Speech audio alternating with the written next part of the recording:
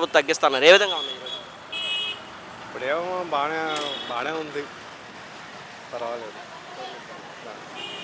కుటుంబం కొంచెం పర్వాలేదు, కానీ కొంచెం కొన్ని కొన్ని ఎక్కువ ఉన్నాయి, అవి తగ్గించుకోవాలి.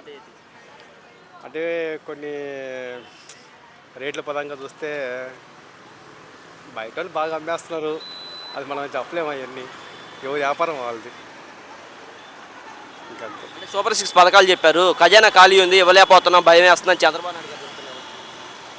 ఖజానా కంటే అది ముందు ప్రభుత్వం అలా చేసింది, ఇప్పుడు ప్రభుత్వం చేస్తుంది, కొంచెం బాగానే ఉంది.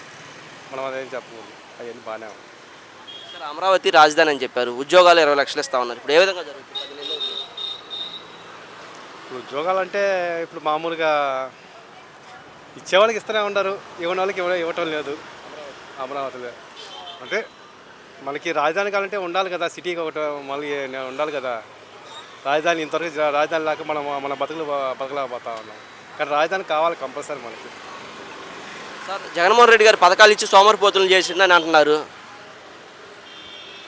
సోమరిపోతా అంటే ఉన్న వాళ్ళకి అట్లా చేస్తున్నారు, లేని వాళ్ళకి అట్లా చేస్తున్నారు. మనం అవన్నీ చూసి చెప్పకూడదు.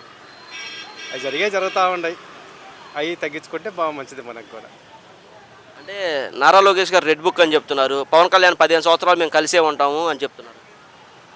అవి రాజకీయాలు మనకేం చూస్తాయి, అవి మనకు తెలియదు కదా. రాజకీయ పరంగా వాళ్ళు చేసుకుంటూ ఉంటారు.